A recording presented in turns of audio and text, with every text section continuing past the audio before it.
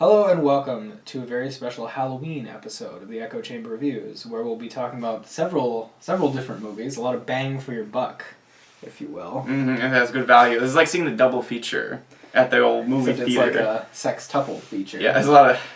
sextupling. Definitely.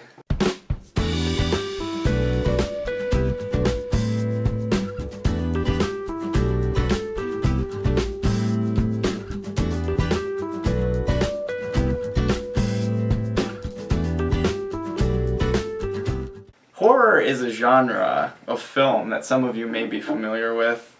It's not really my favorite genre of film. I don't think it's really yours either. No. So kind of we're looking at the genre sort of a retrospective, not that it's over. It's kind of been over for a while though, right guys? Hereditary is good. But we're looking at it from kind of an outsider's perspective, and we want to talk about like what we think works about the genre and what we like and what we look for in horror movies. Yeah, and a lot of different recommendations for horror movies that we agree on. And maybe a couple that neither of us have seen. Not neither of us. Only one of us. That should be a segment we just review movies we haven't seen. That's actually not a bad idea, yeah. We're going to do that later. Anyway, yeah. That's how Roger Ebert used to review movies. We're just going to dunk on I'm going to fucking dunk Roger on Ebert John every Carpenter. single time. I got time. a bone to pick up with that dead man. Oh, bone, like Halloween. So the first director, I guess you could say, I think he's also a producer, but... Director, writer, producer... Yeah. I think he's a writer, right? I think so. Musician. Soundtrack maker. Yeah. Scorer of films. Wearer of many hats. He's a very smart man. John Carpenter has probably, I think, he made, probably his most famous trilogy, what's been termed the Apocalypse Trilogy, sort of mid-80s to early 90s. Mm-hmm. None of the films are connected, in any way, other than the fact that they all deal with, like, the end of the world, in one form or another, you know. But I think that kind of represents kind of like the pinnacle of horror filmmaking in this particular genre, you know? Mm-hmm. And that's, I mean, we both have a favorite of the genre in that trilogy. It's not the same movie, but... It's true. Yes.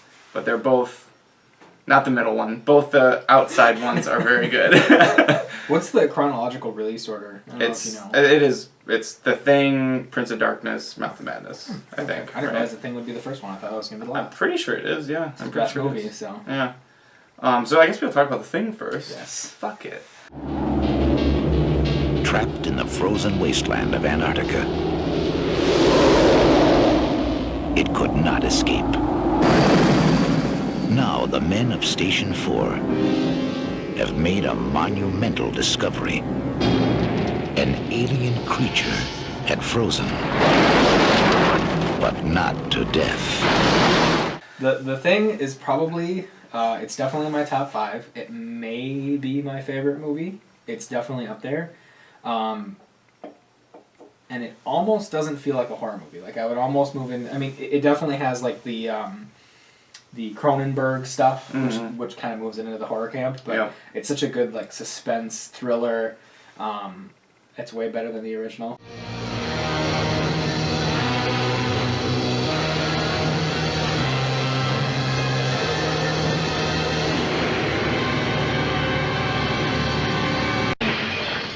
What was that? Sounds like a window. 1.8. Come on, those spikes. 1.9. The needles hit the top.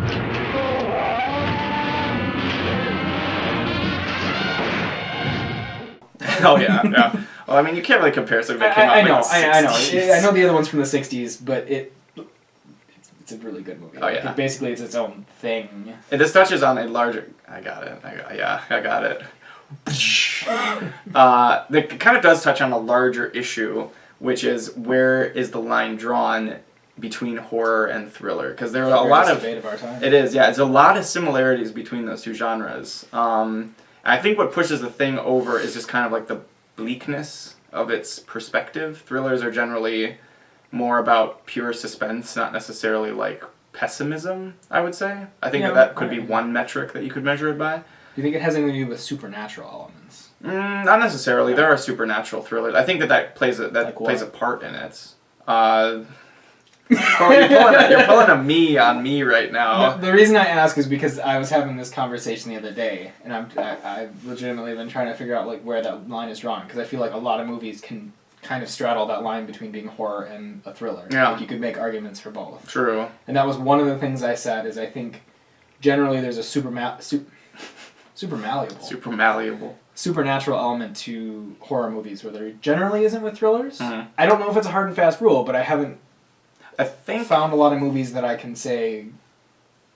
I think the rule would more be that horror relies on fear of the unknown rather than like the unknown in a lot of cases is the supernatural, but I think that Fair it's enough. not because it's supernatural. I think it's because it doesn't follow the rules that we're used to. I think that's what horror relies mostly on. Something that plays its own game. You know what I mean? Yeah, that's fine. Yeah. And again, I don't know if this is why we're talking about it, to discover the rules. And obviously there's plenty of horror that's just, I mean, even just within the genre of horror, there's obviously, we don't like all the movies. There's a lot of fucking shit in horror. Yeah. Just because it's darkly lit and Easy you to get a lot of make. fake blood. It's easy to make. You know, you go into the woods and you go out when it's dark and Right. you've got yourself a horror movie. But there are definitely ones that are much higher quality, the cream of the crop. For sure. Like The Thing. Yes. Back to the thing. No, it's one of my favorite movies. I love everything about it. I love the soundtrack. I love the bleakness of it. I love the way it ends. If you haven't seen it, very ambiguous ending, Right, which is great. Great cast, and it's basically just Kurt Russell, but yeah. The rest of them are not known, but they do a good job. They do a good job, Yeah. though. They're good supporting characters. And like, I watched some of the behind the scenes stuff because I'm a nerd. Right. And like, they went out and they built that whole complex and everything, and like, it's really in the snow, and so there's a lot of that stuff where it feels more real because you have a lot of like it's actually cold Right, and yeah. fucking miserable, and like the dog is such a great character. And it was actually a real dog too, who was Yeah. trained, Imagine for that. weeks, right? Yeah, like they had to get him used to the I forget the characters' names, but Right. the man with the beard that takes care of the dogs. And they had they spent like a month like getting him so that he would follow him around and act like he was And look forlornly out the window. yes, like he creepy. knew something. Yeah. Creepy.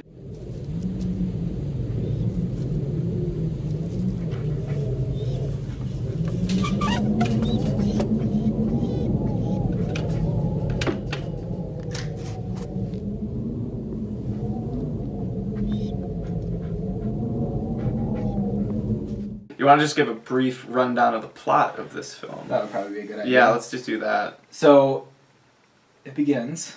As most films do. Yes, in the beginning. It opens with a spaceship crashing into Earth. And some idiots accidentally dig it up out of the snow in Antarctica. And they don't know what they've dug up, but they let it thaw out. And it turns out it's an alien that can make itself look like perfectly replicate down to the cell any living organism. And so the Team America, Hell yeah. discover too late that these people this other base has allowed it to thaw out, and so the rest of the movie is essentially them slowly being picked off by the thing, and they don't know who to trust because it can look like anyone. And so that's where the horror element comes from, and the suspense. This is a shit. That's pretty much what happens. Yeah. I mean, that is the most important aspect of the movie is the suspense. Yeah, you know? and so they obviously early on, one of the doctors that's on the base realizes that very quickly the thing could replicate humans if it got into regular civilization, into society, and if it was able to, basically replicate humans, it would quickly take over everything and cause the apocalypse. Right. So they realize that they have to keep the thing isolated and keep it from reaching, a main continent. And so it kind of introduces a whole new element after that scene where the people who are in the know about like how potentially apocalyptic the threat is, they're not only fighting for like their personal survival, but they're like willing to sacrifice themselves because they're fighting for the survival of like humanity as a whole, you know. And that's where, you know, you get a lot of interesting character interactions, because there are some characters who are going to be a lot more selfish about it, and some that are more interested in the needs of the many outweighing the few, and so, you know, towards the end, they have to basically, like, tie each other up and do tests to try to figure out who's the thing, or which of them, if there's more than one, is the thing, and it's a really, really, really suspenseful movie, and it has some really good, really, really, really good practical effects. Oh, yeah, for sure. I mean, he's a master of his craft. And I think the guy was like 20 when he did all that. Yeah. Like, I've done nothing useful with my life at 23, and this guy was 20. I mean, he made that like weird, like upside down head that had spider legs. Yes. That was his legacy. It's but there's just so many good effects. And there's like the dog cage. There's the big thing that like jumps up into the ceiling. I personally think that the best effect in the thing as a whole is when they go to like. The guy goes to like defibrillate the guy who's been attacked by this thing, and his chest just like opens up and then chomps off his hands. Great. It's pretty amazing. Yeah. Definitely one of my favorite movies. I think really the only, like you were mentioning earlier, the only part of it that hasn't aged well is the computer simulation scene with the doctor, where it's like modeling how fast it can take over the universe or whatever. Yeah, so towards the beginning, the doctor figures out what's happening, and he realizes that it can make itself look like a dog or a person, and he runs a bit of a simulation. A bit of an 80s simulation. A very, very 80s simulation. It feels like something that a producer was like, hey, you have to put this in here so people understand that they're trying to keep it from infesting the rest of the population and taking over the world. Yeah. And it's not terrible. It does not ruin the movie by any means, but it's a bit dated, bit in your face. Yeah. I think the real problem with it for me is just that, and I get that it's a hard problem to solve because you can't. Usually, you would discuss this sort of thing in dialogue and reveal that through exposition. I'm gonna take that one again.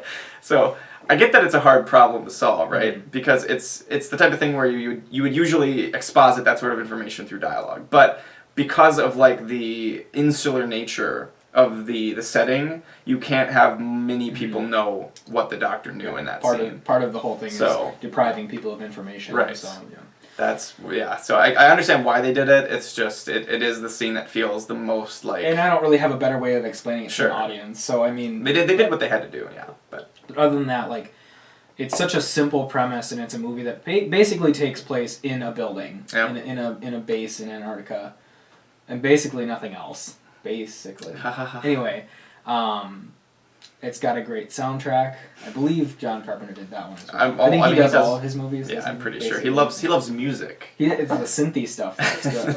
It's tasty. It's so 80s. And then they have that cool the Thing logo at the beginning where it like burns out letters for the Thing. I love it. I love everything about that movie. It is a great movie. Yeah. Kurt Russell's he's got a lot of hair. He does have a lot of hair. He's got a beautiful mane. And he's mad at chess computers. This is the most violence I've ever witnessed against dedicated chess computers. Your move, king to rook 1. My move, rook to knight 6. Checkmate. Checkmate.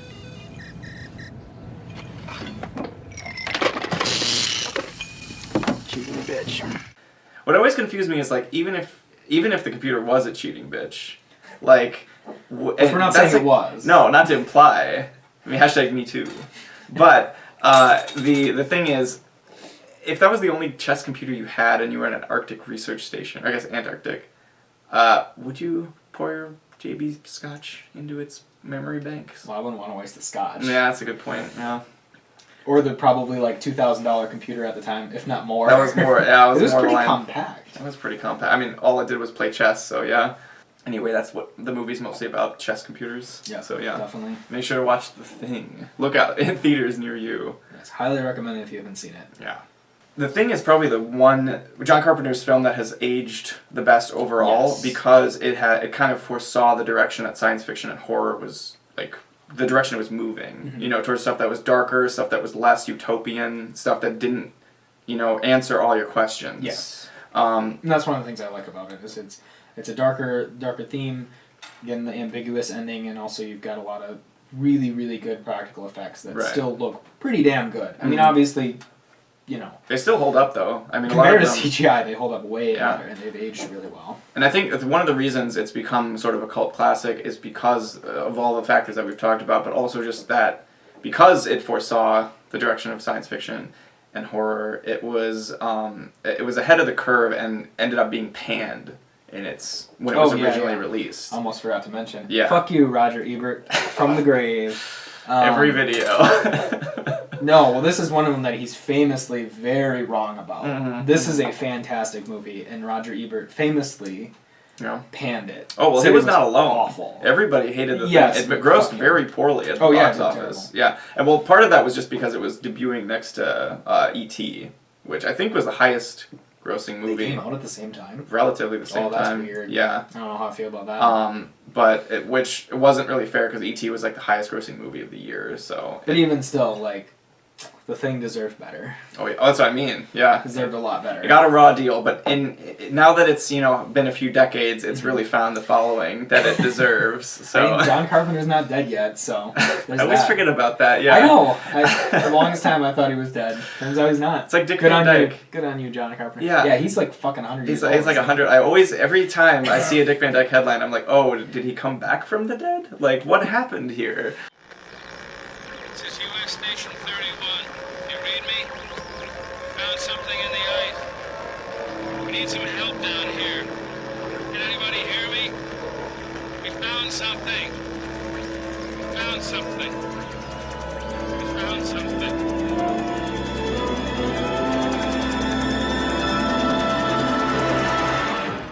So I want to briefly touch on the second movie in John Carpenter's Apocalypse Trilogy, which you haven't seen. Correct. Right. It's called Prince of Darkness. What is it? A secret that can no longer be kept. It started a month ago. What started? A change in the earth and the sky. His power. Now, the premise of this movie is actually pretty good. Is it? Basically, there's this. I want to say it might be the guy from Big Trouble in Little China. It's like one of the Asian guys, like the wizened Asian guys, Alright. maybe. Who is like a physicist who's contacted by Donald Pleasance, who's a priest, who has discovered this this ancient, long lost order of monks who have imprisoned a green sentient liquid below a cathedral, and it's throughout the course of the movie. It's like a cooperation between the priest and a team of researchers who he brings in to like decipher the text and stuff. They uncover the fact that the cylinder is Satan, basically, and of course it starts possessing people when it escapes the containment field, because of course that would happen. And the interesting thing that I found about that movie is that Satan was not the big bad. Satan was in the lore of the movie. Satan is the son of a being that rules the antimatter universe, as they call it, who is just referred to as the anti-god. Now, there are philosophical reasons why that wouldn't work, of course. Like, C.S. Lewis talks about this, where he says that if something were truly an anti-god, it would have no positive characteristics. And being in and of itself is a positive characteristic, so it could not exist. It's a logical fallacy. But from a You got really deep there. Right. But from the standpoint of fiction, it's actually a pretty interesting idea. Yeah. The thing is that it has the classic John Carpenter setup that always works, builds suspense really well.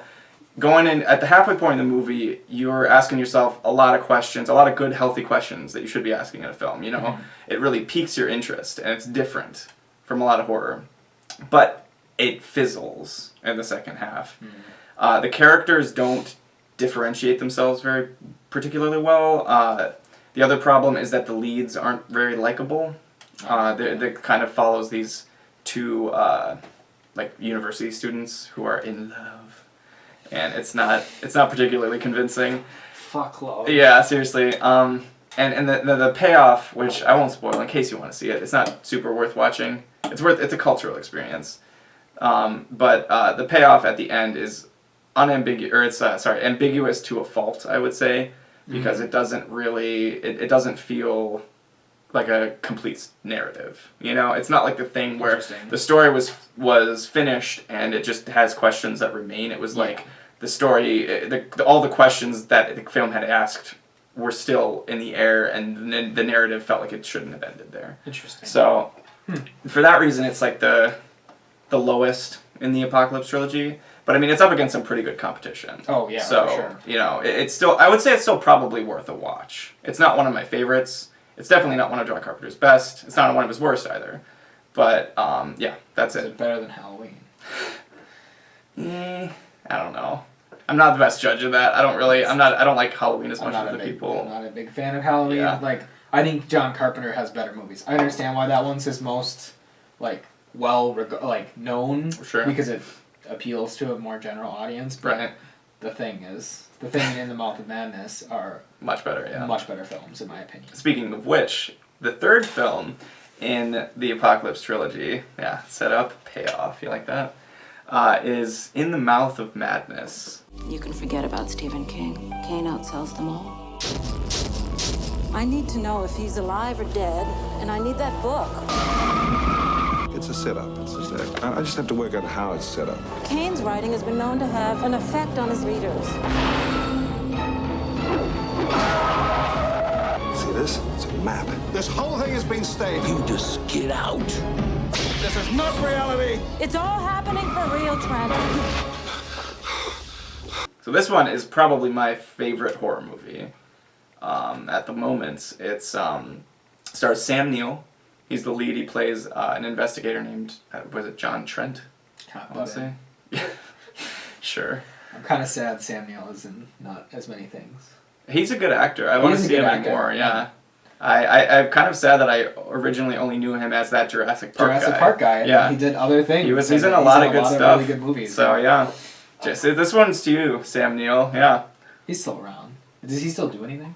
That's a good question. Probably not. Do you still do anything? Sam Neill, hit us up. We'll have you on. Yeah. Come on the show. Anyway, this is a great movie. This is it incorporates some meta elements. It incorporates some Lovecraftian elements. Elements of cosmic horror. Lovecraft. Oh yeah. Love that Lovecraft. And generally it does something. I can't really think of another movie that does something quite like this. No, it's very different. Yeah. I had not seen it until you told me to watch it. Mm-hmm. And I didn't really know what I was getting into. You had given me a brief overview. That it was kind of like not a parody. That's based on the works of like Stephen King. Right. I shouldn't say the works of, but based on Stephen King and an author. Yeah. The main plot device is they're trying to find an author. Right. Yeah. And I did not know what I was getting into. It was it was good. Oh, It was yeah. very different than what I expected. Yeah. It's very different. It's very hard to expect what comes from this movie because it is so, unique. Twisty turny. Twisty turny, yeah. So basically, as far as the plot goes, just as a brief overview, Sam Neill is the lead. He's an insurance investigator guy. He investigates insurance claims, and he's named Trent. And so basically, he is called in by Charlton Heston to who's the publisher. Right. Yeah, he's Charlton Heston's in this movie too, if you can believe it. Charlton Heston calls him in. He's the publisher of an author who has a widely read series of horror novels named Sutter Kane, who's like a Stephen King kind of guy. Yeah, he's a famous horror author. Right. Yeah. And Sutter Kane has gone missing, and so basically John Trent is called in to investigate the insurance claim and see if it's legit or not. And he goes through pretty much the entire movie believing the entire thing is a publicity stunt. Right, he thinks it's a publicity stunt for his Sutter Kane's last book, right? Right, his latest book, or maybe his last book. I can't remember if it's his last or his latest. Either way, it's supposed to be. It's a big deal. Right. This book that Sutter Kane is putting out, and so Sam Neill thinks it's a publicity stunt to Right. just drum up sales for the book. And so basically they go with the help of who is the girl? The editor? Is she an editor? Yes. I think she's his editor. Yeah. She just kind of disappears halfway through the movie. She was written out. That's true. Yeah. So with the help of Sutter Kane's editor, Sam Neill and her, they go to search this supposedly what's the word? non-existent. There we go. Non-existent town. Undescribable. Right. Without description. That John Trent discovers by linking together a bunch of covers of Sutter King's novels. For his books, yeah. And it's on no other maps, but eventually through sort of a roundabout and sort of supernatural sequence, they discover the town of Hobbs End. Abnormal things start happening, all of which are like mirrors of the plots of Sutter Kane's books. It's basically like walking into a bunch of his different books. Right. And so kind of like Stephen King likes Maine, right? Mm-hmm. Maine. It's the same kind of thing. It's a town, and so there's pictures and characters and things from these books that are coming to life. Right. Yeah. And Sam Neill is still convinced that it's some elaborate publicity stuff, which would be really great. It would be pretty good.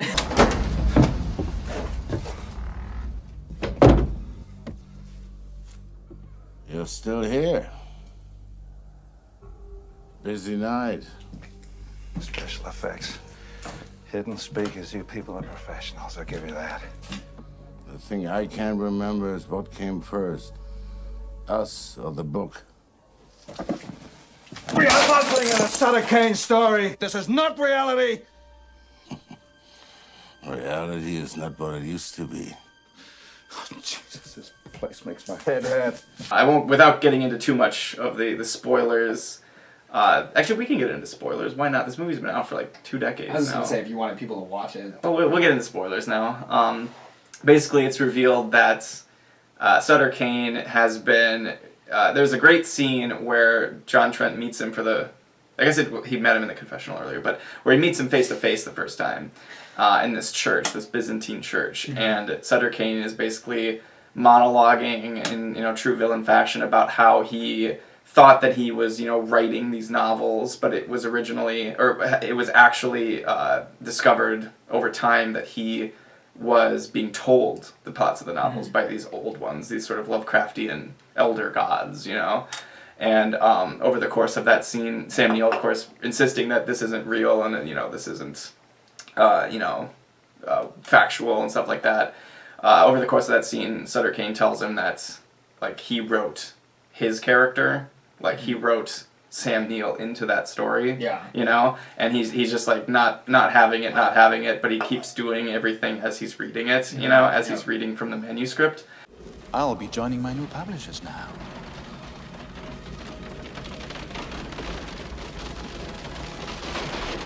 You take the manuscript back to the world for me. That's what you do. What I do? You are what I write. Like this town. It wasn't here before I wrote it. And neither were you. Eventually he escapes from that room, and the rest of the world reads the novel and goes insane because of it. It's sort of a commentary. It's not really supposed to be a condemnation of horror novels. It's more like, I think, a reflection on how that was what people were saying Stephen King stuff would do, Sure, yeah. I think it's kind of a little tongue-in-cheek. Satanic panic stuff. Right, yeah. It's a little tongue-in-cheek. Most of the movie is told in a flashback format, but it's bookended by 2 scenes of Sam Neill, who's been basically checked into a mental institution. Yeah, he gets checked into at the beginning, which I probably should have mentioned. Yes, and so he relates most of this to a government agent sort of guy who comes to check on him. Yeah. Or something like that. Yeah, some guy. But there are some great subtle hints in true John Carpenter style. Nothing is really shown, That's what I thought was really interesting about the movie. At the end, is not a lot is really shown. Right. You just get a lot of empty streets and stuff. Mm-hmm. And at the beginning, you just get some subtle hints of must be getting pretty bad out there or something like that, And there are just very, very, very subtle pieces of dialogue that indicate that something's not right. Shit ain't right. Right. So, and then it's bookended at the end by that famous shot, which I've seen a lot of GIFs of Sam Neill eating popcorn and watching the movie, which turns out to be the movie that we have been watching for the past 2 hours. Yeah. And just laughing and basically losing it. If for any reason you are one of us who hasn't become infected, take shelter immediately. Do not trust any friends or family members. I repeat, do not trust friends.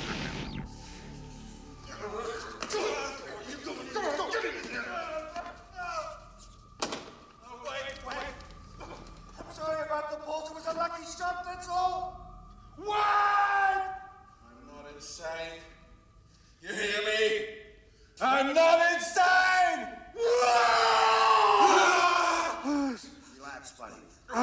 You're awake now. This is not a Sutter Kane story. This is not reality. Not reality. Not reality. This is reality. Hear that? Reality. Not reality. Reality. Like I said, I didn't really know what I was getting into, but it's really, really good. Oh, yeah.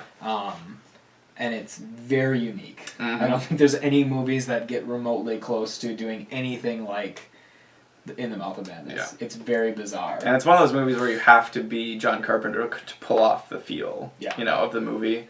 It's a lot of it's not particularly high budget or anything. Oh, no. It just does. It works very well within the confines of its narrative. It works very well as like a sort of a man, I'm blanking on words today. You're having a hard time. What's the proof of concept? Yeah. There we go. Like a proof of concept for something that incorporates literary tropes that are very hard to depict on screen. Yeah. You know. Because since we're in spoilers, I'll mention the part where he, I think it's where he first confronts Sutter Kane in the church, and when Sutter Kane leaves, he like tears the door open, and it's like a book behind there. There's like text in the pages. That is a really cool effect. And it's a weird fucking movie, but it works somehow. Yeah, he basically stands next to this door that all the great old ones are banging on, and he like tears his face like this, and it turns into like a page of a book. Yeah. You know. And that was actually the only effect ILM did in that movie. Really? I did not know ILM did that. Yeah. The more you know. It looks really good. It still looks good, yeah.